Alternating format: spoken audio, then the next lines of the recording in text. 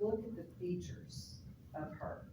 He softens her features and she starts to look very feminine, not like the other artworks that you see before this. Remember all of the Madonna and Childs we've seen and all the others. So now she starts to look very realistic. Not only that, you can see emotions carrying on. You can see the humanistic aspect that starts to play into this.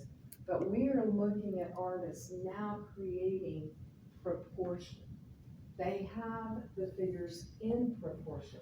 They have all the features in proportion.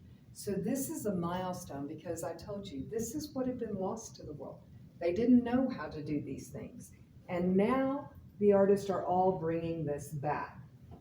I told you about the 2 panels that were created for the competition for the Doors of the Baptistry. Do you remember that?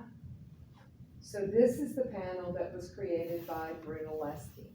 Brunelleschi was the artist that was the sculptor. And everyone believed that Brunelleschi would win the competition because he was a sculptor. But what happened was Ghiberti, who was a jeweler, is the one that won the competition. Now take a minute and look at this. We have the story of Abraham sacrificing Isaac. So this is a biblical story about faith. And Abraham, who never had a child and waited for a child, even his wife tells him to sleep with their maid Hagar, and they end up having Ishmael. But that's not the child that God said that he would bring them. It wasn't the child between Sarah and Abraham. So finally, Sarah gets pregnant in her 90s. She gets pregnant and she has a child, Isaac. They have united their families and they have a child together. But what happens is God tells Abraham that he wants him to sacrifice his child. So the Jewish law and the Jewish way was that you would give a sacrifice at an altar. So Abraham takes Isaac up into the hills to an altar where he lays him down on the altar, and he lifts his knife because he's going to take his own child's life because God has asked him to sacrifice him. As he lifts his blade in the air, an angel stops him. And God, because of Abraham's act and because of Abraham willing to go through with it, then God blesses Abraham's generations to come, and it gets far more involved. But it was the act of that it was about, and people are faith. So this is the panel of Abraham. So here you see in this panel, Abraham. You see him holding the head of his son Isaac, and you see the angel stopping him and the hand reaching out. Now, as far as art composition goes, remember we went over the elements. You have a very strong diagonal in this artwork. Do you see this figure bent over? And so we have what's called a foreshortening. This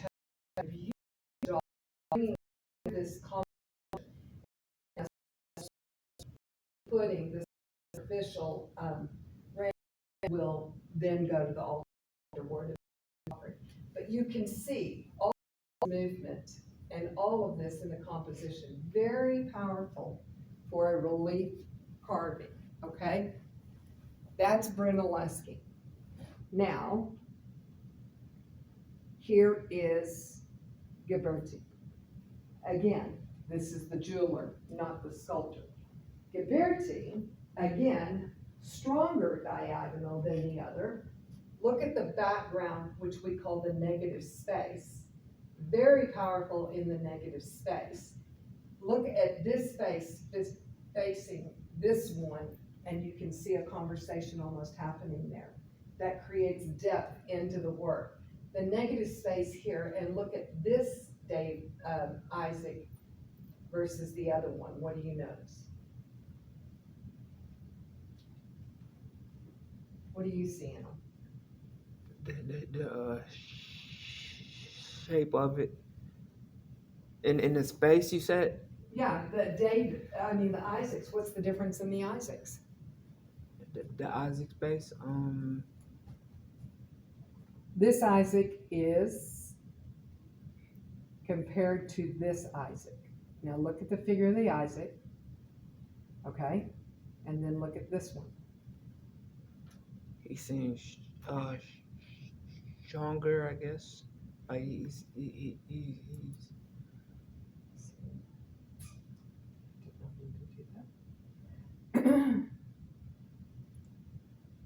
his pose, The pose, definitely. The pose. his head, like how it's pointed up is he's trying to show you something like Like he's looking upward, yes, Yeah. to the sacrifice and to his Mhm. father. Look at the figure, people. Look at this figure. It's clothed. And look at the proportions. Now look at this one. What do you think the difference in skill set is? because right there, like that person had the courage to try and understand the truth of the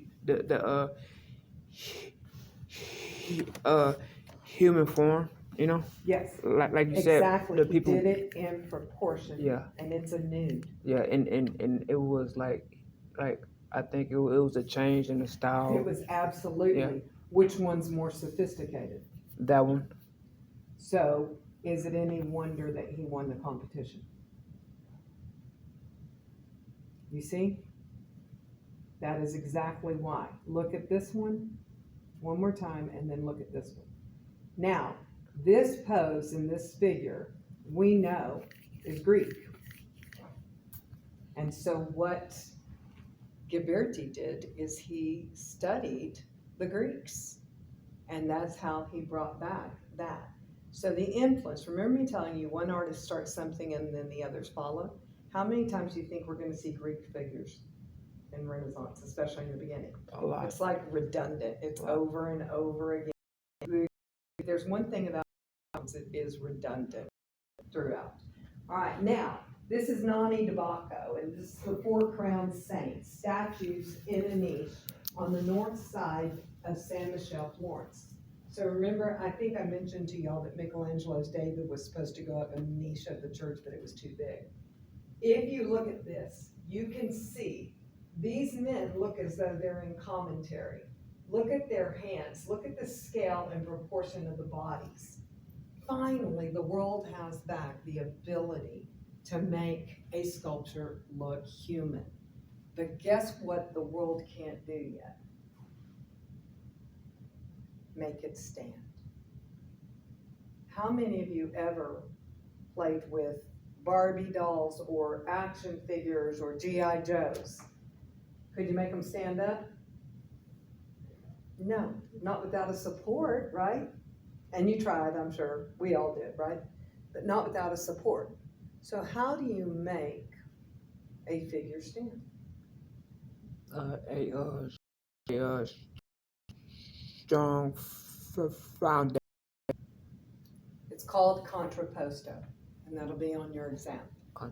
Contrapposto, yes. So, I always said when I worked for the airlines, we knew that if we bent our knee forward and held our back leg straight, we could balance ourselves on planes whenever there was a little turbulence or any movement to it. Why? Because that balances the body. That is the idea of contrapposto. If you bend this forward knee, you create an S formation to the figure, and that helps it to stand up and balance without these other supports. But for a long time, we're going to see these figures supported in niches or blocked by something or supported by something else, because that's another art form that they've lost since the Greeks. But the Renaissance artists are going to bring that back, and it's called contrapposto, that they will bring back, okay? So you start to see the knee bent forward and the S formation. Are you seeing that? This is the artist Donatello. Donatello is the one that will be responsible for bringing it back. That's what he is so famous for. Now you've got a marble figure 7 feet tall. It had better be balanced, right? Here you have Donatella's St. George. Now look how this is balanced by the shield.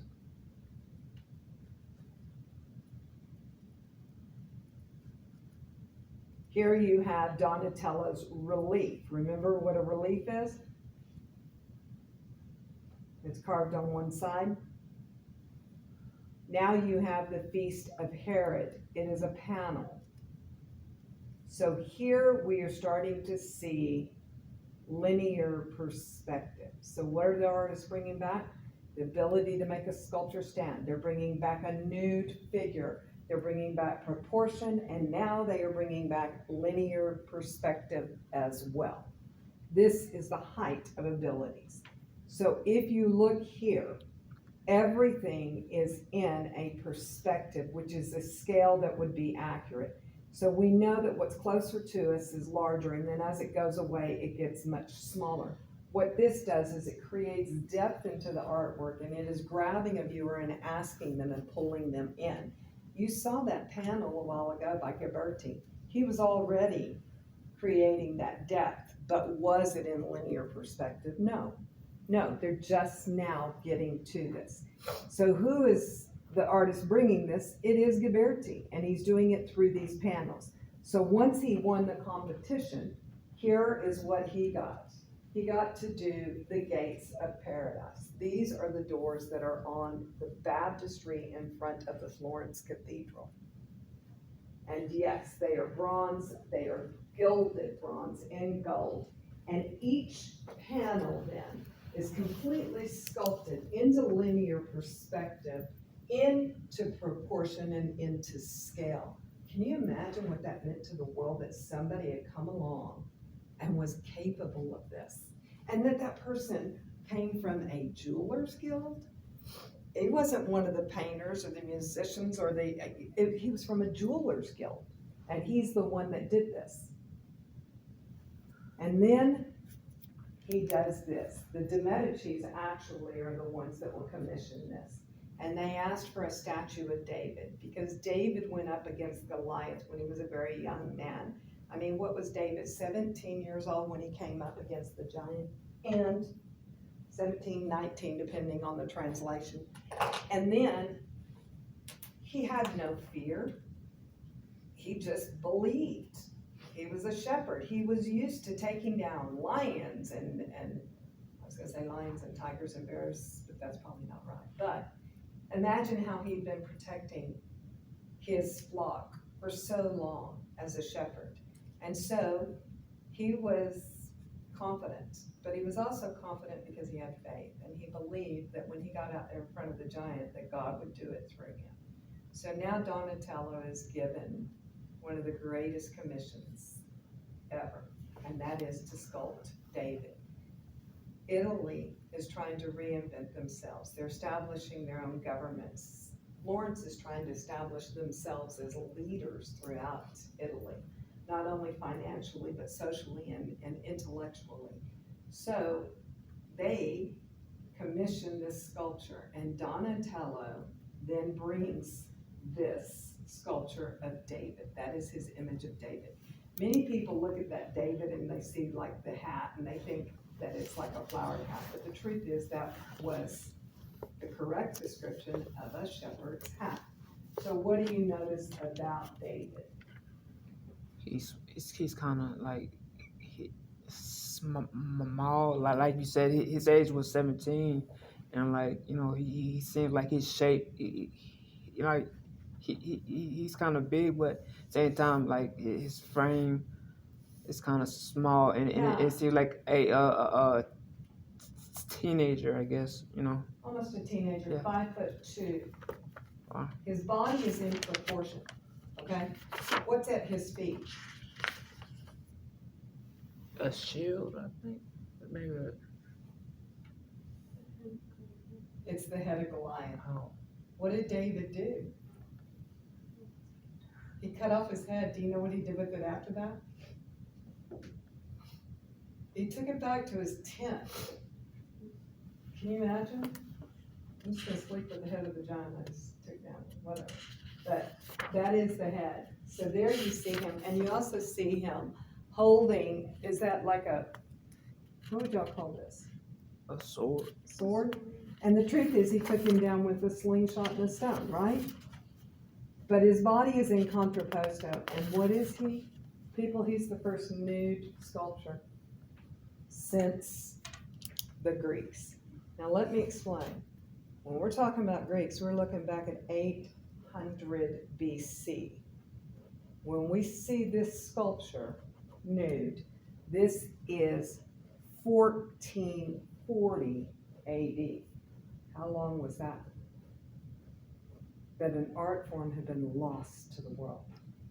And the art form seems so simple to us. What? To sculpt a body in proportion? To do a nude in proportion? Seems simple, doesn't it? But you have to fight religious belief, social belief, Censorship. governments, censorship. Yeah, censorship. You have to fight so many things, and it took that long. And when you have to fight those things, yes, the abilities are lost. Here you have Donatello's Mary Magdalene. Many people say that Mary Magdalene was a prostitute. I'm not sure that that's an accuracy, to be honest. I do know that she had 7 demons, and that Christ immediately removed the demons from her. I do know that she was a student and that she followed him, and as there is all the documentation of his teachings, because they called him rabbi, she was always in attendance. I know that. And I also know that she went on to instruct and teach after his crucifixion. So I'm not sure about the description of her, but I know that she was very important to him and symbolized that gratitude. It was complete gratitude. Now you have Verrocchio's David. What's the difference in his David? He has clothes on. Mm-hmm. He does have clothes on. What else? It doesn't seem in proportion. Yeah, he's in proportion, but it's not what Donatello had, right? You can see the bent knee and the contrapposto, the S to the body, okay? He has the giant's head. So the thing about Donatello and Verrocchio is they're portraying David after he kills the giant, right? Isn't that interesting? Not only that, this is a Roman soldier's uniform that he's wearing with the Roman sandal. That's interesting, isn't it? Now you have Palualo, and if you'll look, we've gone from contrapposto. Look at the balance of these figures in the bronze. So the de Medicis were huge on sculpture, and they commissioned all the great sculptors and purchased many, many works for churches, for public piazzas, for palaces, for everything. They put sculptures everywhere. Here you have Bernardo Rossellino, the tomb of Leonardo Bruni. So now artists are being commissioned to do tombs within the churches. If you go into these cathedrals, what you'll find is you're walking on basically stones, and if you look at those stones, people are buried beneath them. It was a huge thing to get to be buried in the cathedral, but it was even bigger if you had a chapel, your own family chapel inside that church, and many will. And then it's even bigger if you create this tomb inside that church at your chapel. So it's almost like it's a cemetery inside the church. But it was the patrons and the very wealthy and elite that did this. And so now they're hiring the greatest artist in the world to do your casket, basically. Yes. 2 things. David, like he fought a giant, but that giant was a Cyclops, right? Like I think it was a Cyclops or something like that, right? It had one eye, right? I think so. Now I think you're getting the stories mixed up. The Goliath in the biblical times, what were they considered? Starts with an N. Like Neanderthals? No. Okay. No, it was the area they came from. Oh, They were actually about 7 feet tall. They're referred to as giants, but they were about 7 feet tall. Is that right? I don't know. yeah. We'll have to look that up. Okay. Okay. And also, I have a question about censorship. Like, how like the effect of censorship on societies have it hindered human creativity Absolutely. a lot, like the Absolutely. amount, like how much That's like what the United States and- was about in art. and When sus- people came here, Yeah. they had freedom to create without censorship. But before then, you did not, because you didn't own the artwork. Many artists never even got to sign the artwork. It's whoever paid for the artwork that owned it. And so, yes, censorship was huge. so has censorship has not been an effect in societies, like how would it affect us today if censorship, like if Yes. there was no Yes, censorship, it has a great influence on what we see today. if there was If no you wanna- censorship. Stick around right after class. Mhm. I'll be glad to go into that with you because it's big. Yeah. It's really big how it affected society in today. Absolutely. Yeah. Okay, you have Donatello's Gattamelata. We have a giant equestrian sized horse statue. There is actually a language of hooves. It's like which hoof is up tells whether they won in battle or what they did. Did y'all know that body language? Here you have Verrocchio's.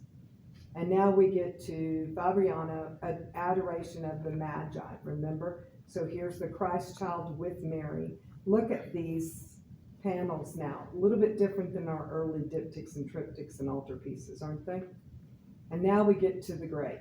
This is a mural, and this was painted by Masaccio.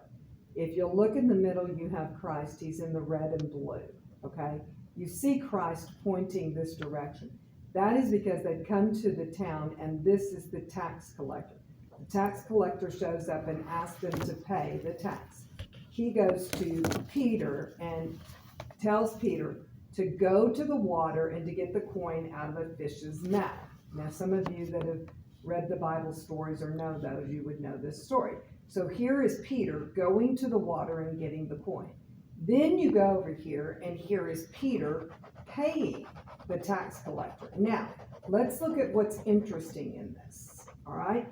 Number one, the story starts here, and it goes left, and then back all the way over to the right. That's interesting, isn't it? Number two, what's interesting about this is the tax collector is in Renaissance clothing. The others are in their time period. So you have two different time periods meshing together. That's a little bizarre, isn't it? So is it a statement about the high taxes that people are having to pay right now? Since they're making it a contemporary? These are the things, people, that started in the art. Here you have Masaccio's expulsion of Adam and Eve from Eden. What made this so important was not only were they nudes, but it was the emotion effect. So you start to see emotion in all of the artwork. It becomes very dramatic, almost like a play being played out in front of you.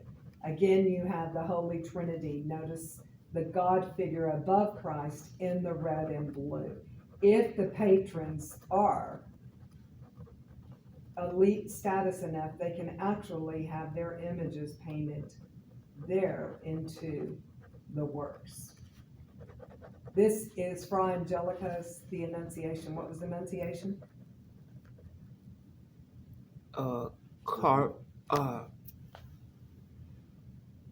It's Gabriel coming to Mary to tell her that she will have the Christ child. Here is Castagno's Last Supper. So here you have Christ, always in the center. Do you know how it's Christ in this, the symbolism? Do you know what this is, people? halo or some sort, It's bloodstone. bloodstone. Bloodstone's the symbolism of Christ. So like I said, you're going to start to have symbolism. So who would this be? Judas. Probably. All right, Paolo Uccello, Battle of San Romano.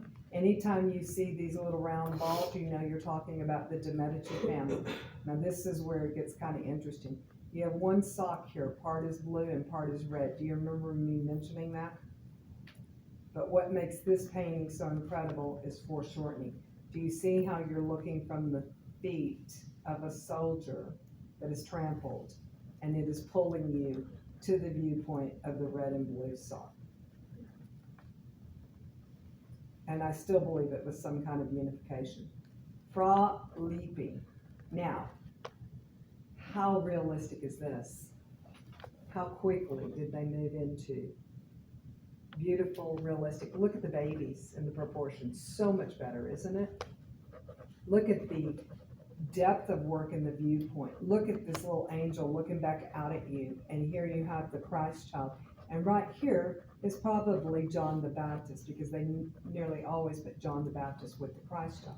But let's not forget, people, these artists were putting all kinds of things, and if you look to the back, you can see a lot happening in those backgrounds. Here you have Francesco, Resurrection. This one cracks me up. They're showing Christ as Greek. That's interesting, isn't it? And with a crown.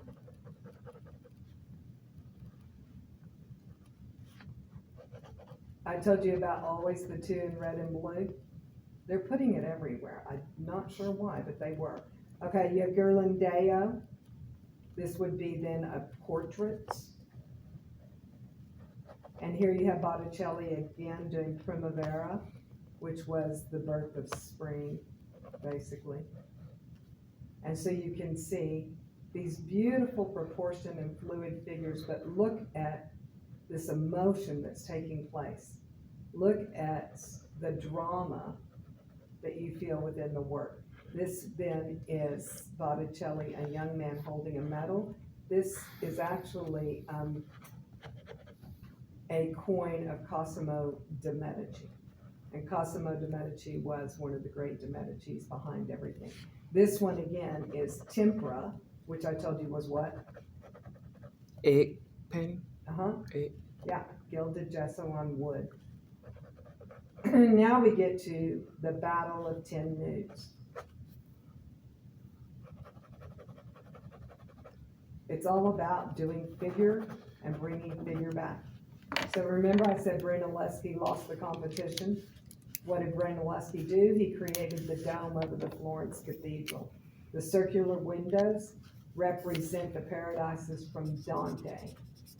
So now you can see the structure, and this is geometrically how it was designed. It is said that it was off of observation of the way a beehive is constructed. Here we have Brunelleschi, and this is the Foundling Hospital. What makes this so significant is, again, you have the round deals of Brunelleschi, but this time these are going to be sculptures of Della Robbia, and these are children, babies, literally, that are swaddled. The reason this is important is if you look at the Foundling Hospital and you look down here, do you see this little brown box there? That is a garage window, and people could not pay for their children. And they couldn't take care of their children, and taxes were very high, and it was a very difficult time. So what would they do? They would swaddle them, which meant wrap them up tightly in blankets and in cloth, put them in a basket so that the child would not harm themselves. They would go there, they would lift that garage door, and they would, it's not a garage door, but opening, and they would put that basket in there. On the other side, the nuns would come and take the child, and then the child would live there, basically an orphanage, and they would raise them. Many artists were raised out of the Foundling Hospital. One of them was Brunelleschi himself. So the Foundling Hospital then is the church basically taking care of the children. Here you see his interiors, and he always does these windows that are circles of light.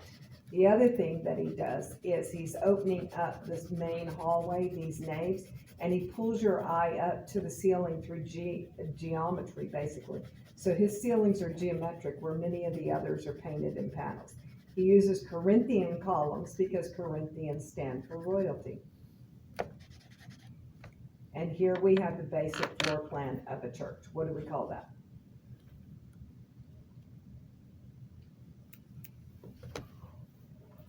The main hallway is the nave. The cross hallway is, very good, transept.